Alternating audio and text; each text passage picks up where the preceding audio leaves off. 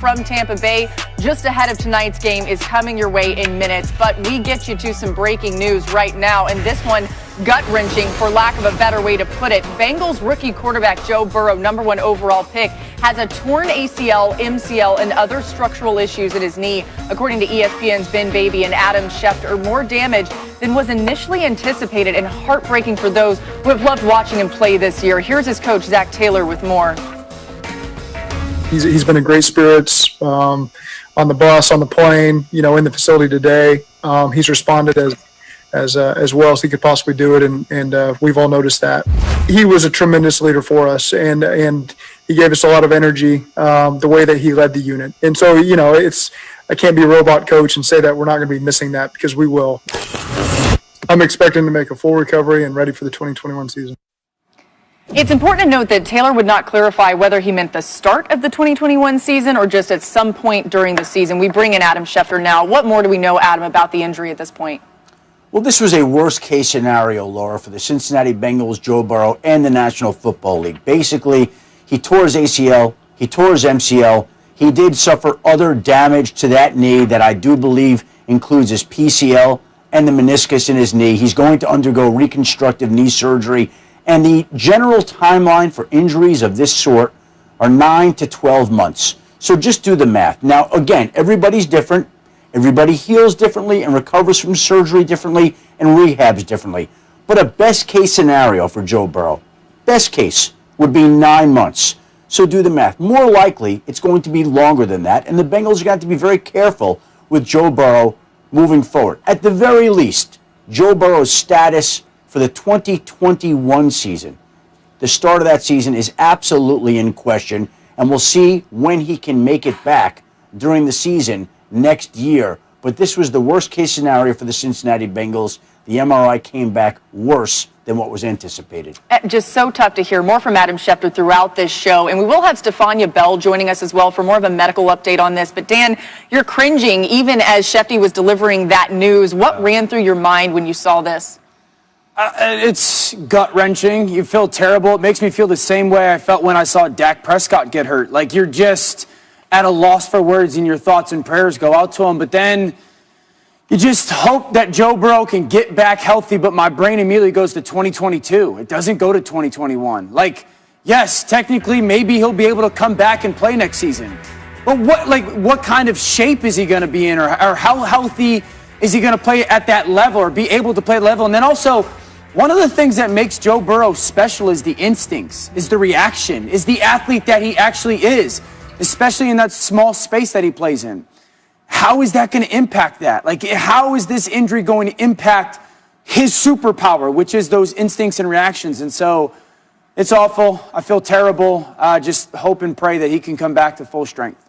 Covering him extensively in college and his journey even to become the starter at LSU and, of course, in that remarkable season, one thing remained the same for Burrow throughout all of that, and it was the toughness, the grit, the desire to compete. That will be applied to his rehab. I think you could look at this as, obviously, they got to make sure he's completely healthy, but the sooner probably more than the later for him coming back. He'll be so motivated to get back. All right, let's get back to Sunday Night Football, a showdown between the Raiders and Chiefs that came down to the wire.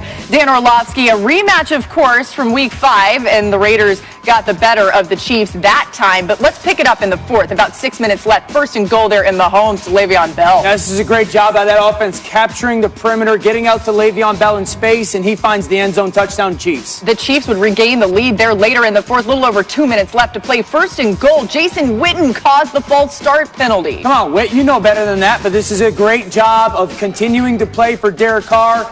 Scramble. Witten goes to the back pylon. He sees it the same way as Carr and goes, you know what, I got to come back to the quarterback towards that front pylon. Touchdown Raiders. He redeems himself. The Raiders with the lead. 1:43 to play. Chiefs down by 3 there. And Mahomes to Mecole Hardman, a gain of 16 yards. That's first down. Next play, Mahomes to Kelsey. That's a good job of seeing that safety hang high to his left and finding the soft spot to Kelsey in the middle of the field. Just 34 seconds left. What would happen here for Mahomes? Once again to Kelsey.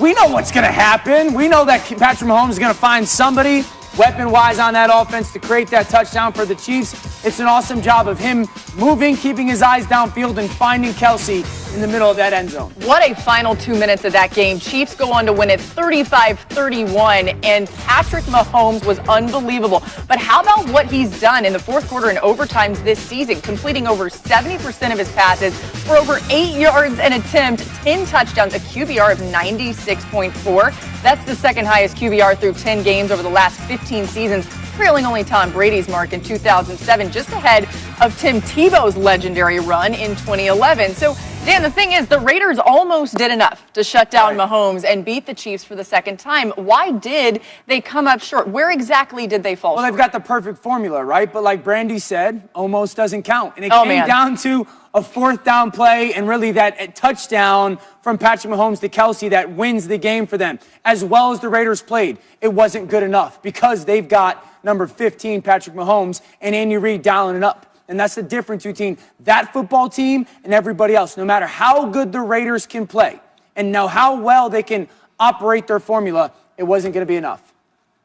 I'm just wondering, like, if anyone had placed a bet on the first person on NFL Live to quote Brandy, who would have picked Dan Orlovsky out of us? Look, I want to be clear about something. Patrick Mahomes, like, we shouldn't take him for granted. He's approaching that LeBron territory where we're so used to his excellence, we're kind of not impressed by it anymore, or we don't talk about it enough.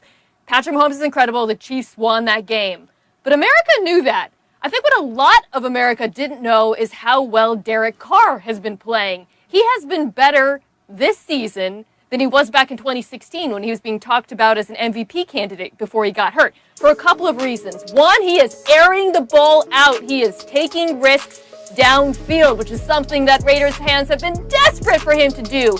The other thing that jumps out to me, Ryan, is that he's been making plays out of structure. You saw that right here on the Witten touchdown. He was scrambling around back there, using his feet, keeping the play alive. This is a new Derek Carr, and it is why this Raiders offense is one of the scariest in the NFL. The defense isn't quite there, but the offense is good enough to make this a playoff contender. Yeah, Ryan, let's continue on that same trend there. Why have the Raiders given the Chiefs such a hard time now in their two matchups this year?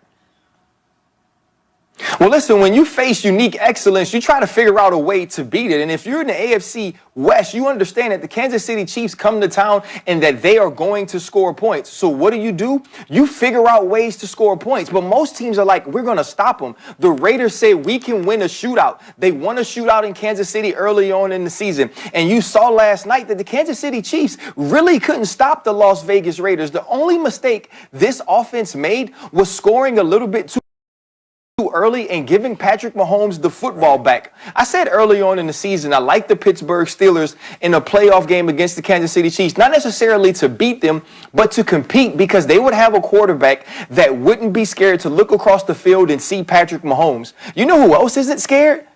Derek Carr. When Derek Carr looks across that field and then he looks down his sideline, he says, I got the dudes on this side and I'm that dude too. And he went toe-to-toe with Patrick Mahomes 2 times this year and he's looked magnificent doing it. This team is built to win a shootout. Going to be fun to see what happens down the stretch. There's something, Dan, that you saw in the fourth quarter of this game that really stuck out to you. What was it? Well, go to the 4th and 2 play because it ends up being a huge play in this game, and they get into that bunch that the Raiders are going to all-out pressure them. They're going to take the inside receiver, Tyreek Hill, and clear out. Now you're playing in and out by those 2 secondary players. The outside guy has to take the inside breaking receiver. You get that inside safety to just take a couple steps wide. Mahomes drifts against that pressure. Huge first down. That's a huge conversion in the fourth quarter with 8:30 to go. And then go to the touchdown play. Jonathan Abram, how can we put him in conflict? Tyreek Hill, you go up top, run a go route. Travis Kelce, you run the crossing seam. And this is what I love about Patrick Mahomes. Leave the pocket because you want to, not because you have to. Stare to the right, knowing top of the screen, top left corner, Abrams got to follow. He can't help himself. And you take that safety from that zone, you open it up, and Kelce becomes the winning touchdown. Because Patrick Mahomes can do that stuff. He's the difference